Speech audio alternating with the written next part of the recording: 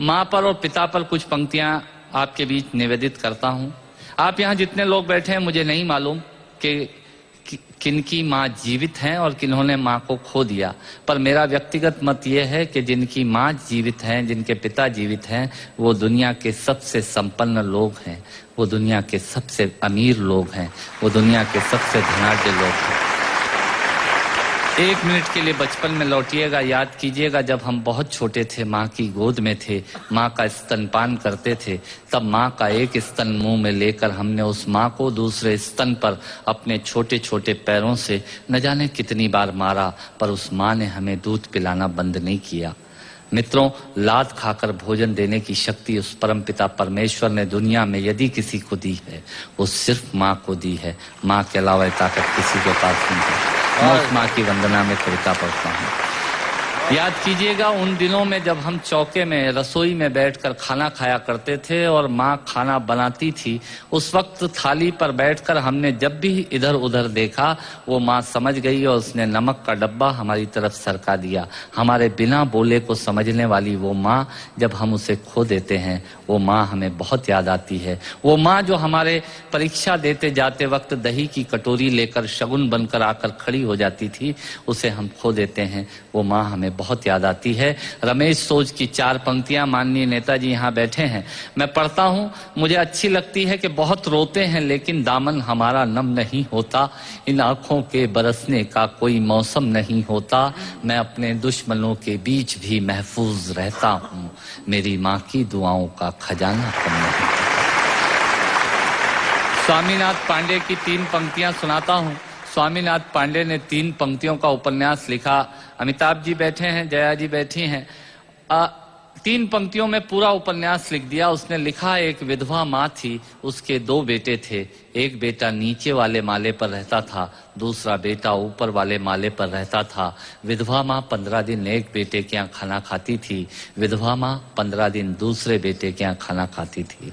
पर ये उस विधवा माँ का दुर्भाग्य था कि साल में जो महीने 31 दिनों के होते थे, उस एक दिन उस विधवा माँ को उपवास रखना पड़ता था। 9 महीने पेट में रखने वाली माँ जब एक जवान बेटे को एक दिन भारी लगने लगी, तब इस नालायक हास्य व्यंग के कवि ने कुछ पंक्तियां माँ के लिए लिखी। सुनिएगा, यात्रा कीजिएगा मेरे साथ।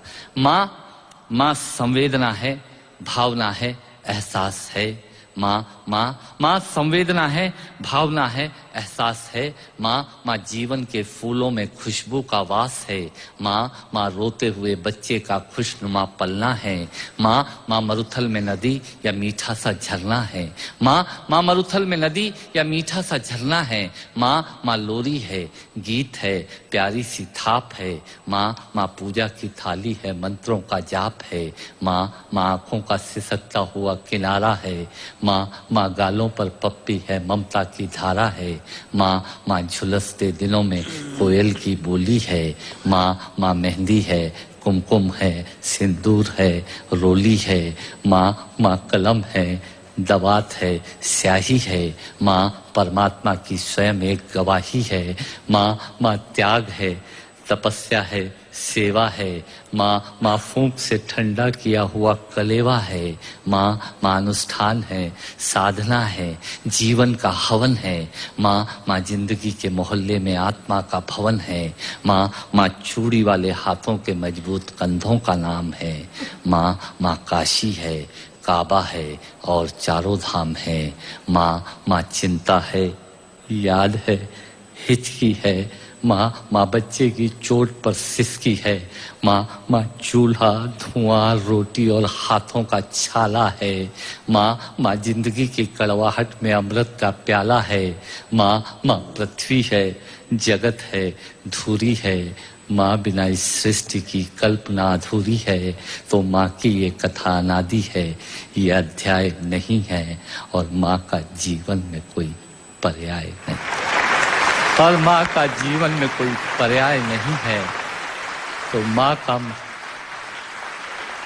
माँ का महत्व दुनिया में कम हो नहीं सकता, और माँ जैसा दुनिया में कुछ हो नहीं सकता। माँ जैसा दुनिया में कुछ हो नहीं सकता। तो मैं कविता की ये पंक्तियां माँ के नाम करता हूँ। मैं दुनिया की सब माताओं को प्रणाम करता हूँ।